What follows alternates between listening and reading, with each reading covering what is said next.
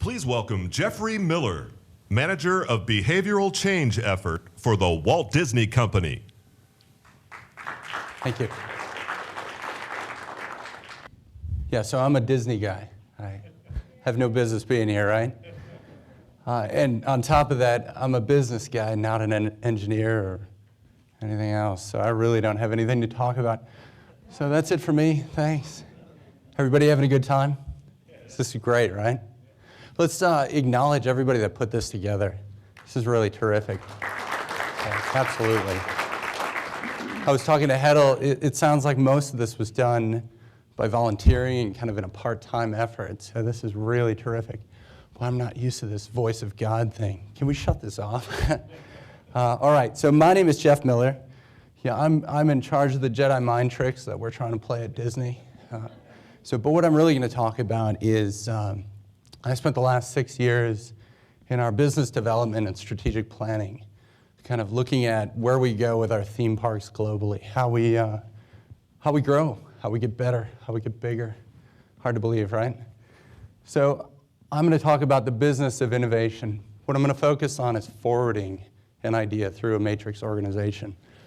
Hopefully I'm going to be able to tie a lot of what we heard today back to this. So let's jump in with a blank screen. There we go. This is the first thing. I think we heard a lot about this morning.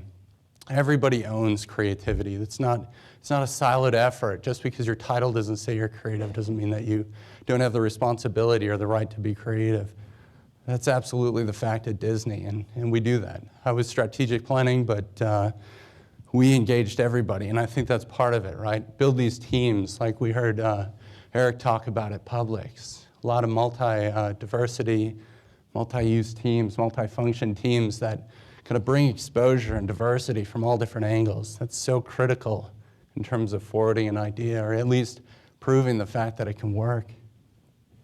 Second thing, this is suicide for an innovation forum, right?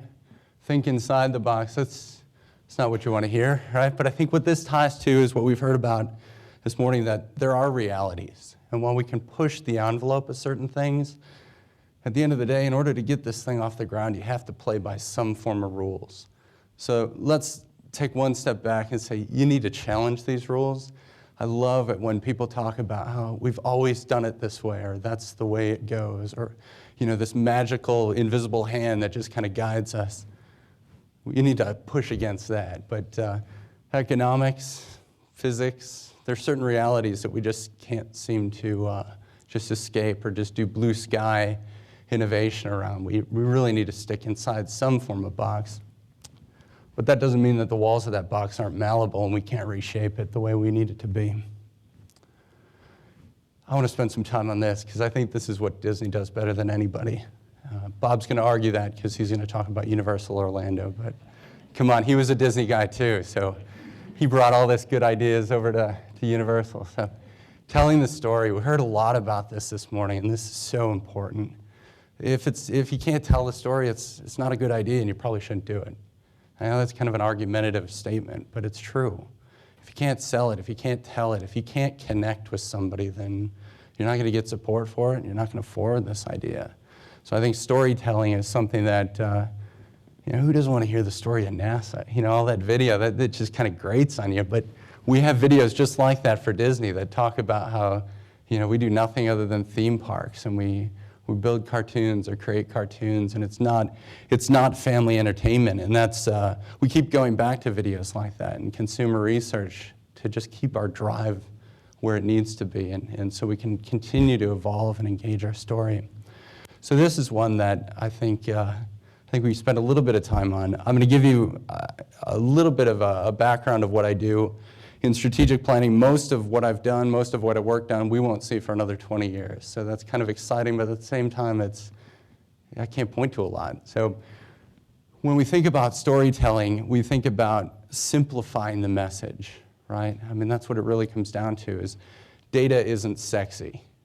Okay, so let that settle for a second. This was something that my mentor told me, because I was trying to really focus on, hey, look at this. We can make a lot of money if we do this way, or if we buy this company, we can get this. But just proving data or just publishing data isn't the sexy part. What really gets people motivated is when you can captivate them, when you can really touch them on a personal level and say, this is how it impacts you.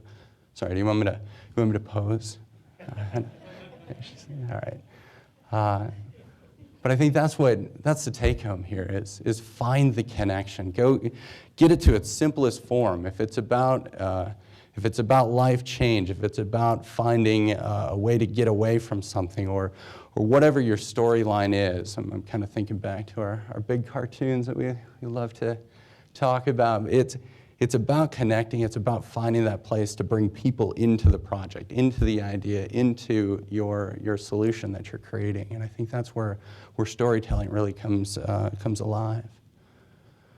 This is kind of the continuation of that. Once you've got your story, once you've got your team, once you've got your idea, and all this is starting to flow through, and you watch it, you hand it off to somebody, and they forget about it. They don't tell the story. They don't do this.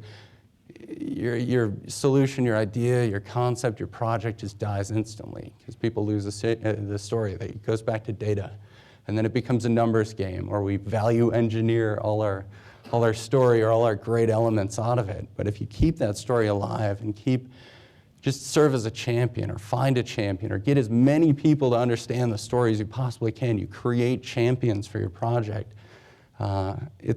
You want to call it a political game, that's fine, but it really is about generating interest and keeping that going. But find a way to champion the message, whether it's you or everybody around you, tell everybody the story. And this is something I think we all have in common, both Disney and NASA. We don't get to sign our work as creatives. I've had an opportunity to work on some really interesting projects, but nobody will ever know about it. But I know that I've contributed to a legacy that's bigger than my own. It's bigger than signing my own work. And I think when we think about NASA, it's the same thing. I